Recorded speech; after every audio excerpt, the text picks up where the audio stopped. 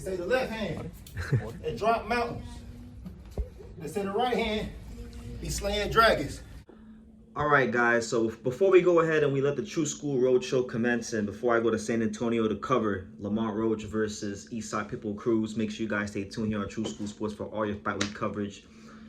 I wanted to come give my reaction to this whole news about Janibek failing a Vada test. You know, it was reported earlier in the day that Janibek has tested positive for Meldonium. Now, there's been a lot of drug tests, PED discourse in the sport, in light of the recent failed Ostarine test from Subriel Matias. And I've already spoken about that.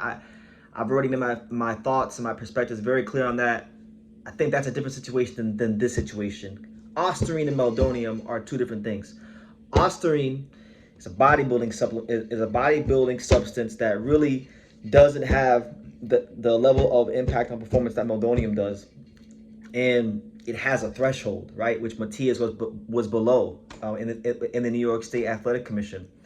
In this case, when you talk about Meldonium is a substance that increases endurance. It reduces fatigue, and so if you're a fighter, those are obviously the two best things that you could have in your system, the two best things you'd want in a fight for when you do get tired and when you do get fatigued.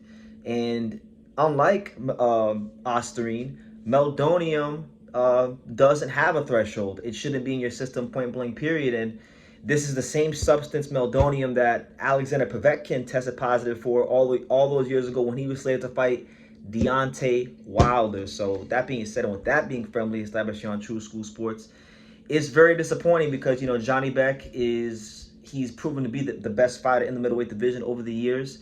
He's a guy that really and truthfully I was looking forward to seeing him fight Arizona Lara. Yes, Lara is long in the tooth. He's in his 40s now. He's the oldest world champion in boxing, but he's got a lot of experience, and I was looking forward to seeing Janibek potentially win that fight against a grizzled veteran like him, an experienced, dangerous veteran like him, and maybe pivot himself into a big fight with Terrence Crawford. But now that's not the case. Now he's out the equation. In steps in Johan Gonzalez, and shout out to Johan Gonzalez. Johan Gonzalez, fresh off a win against Jarrett Hurd. He's a guy that does deserve credit for stepping up to the plate on such short notice. So respect to him. I'm sure he'll give Lara a good fight this week. He's a heavy-handed puncher.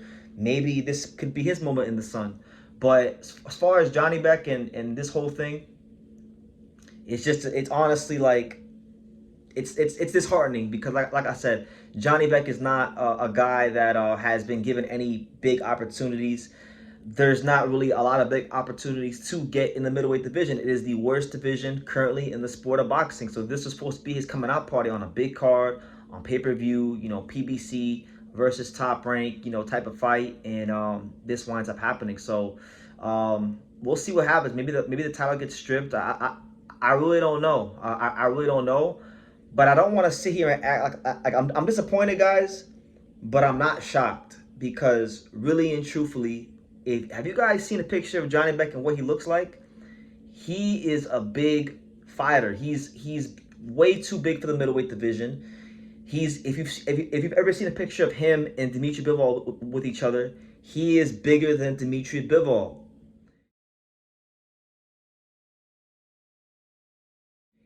He's a guy that, you'd be surprised how much bigger he is than some guys at 168 and even light heavyweight. So to be honest with you, the only way I've ever felt that Janibek at over the last couple of years of his career could get to middleweight was with the help of, other substances. It's just kind of like common sense, squeezing down to get to that kind of weight. But again, Meldonium is not like Ostarine. Ostarine can happen from contamination.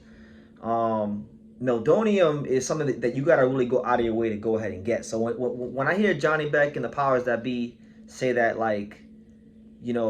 his team say, "Oh, we don't know how that got in your system." No, this is different than Matias.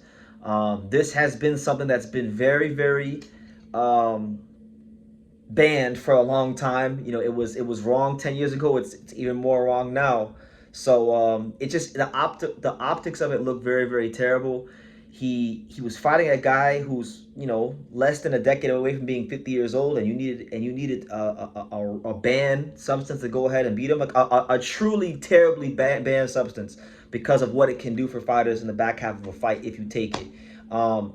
Absolutely shambolic stuff, and his reputation is going to take a big hit. Obviously, you know, I've been very vocal about this. I feel like boxing picks and chooses and has selective outrage about fighters that are taking certain substances and fighters that aren't. That's why, you know, Janibek, who's not a big name, will get popped the week of his fight, but then a lot of the big names who take this stuff, you know, they don't ever get caught. They don't ever get reported out there, because, like I said, boxing with PEDs is selective outrage. They're the powers that be, the testing agencies, they can't seem to get on one accord. They allow PED chemists and gurus to hang around this sport. They don't have strict or stringent enough penalties for fighters who test positive for banned substances. And there's a lot of technicalities with banned substances that fighters can get in and around. So my thing is, like, if we can't get on the same page on what is right and what is wrong, then you're gonna always have this in the sport. And if you're gonna allow, you know, certain people in boxing,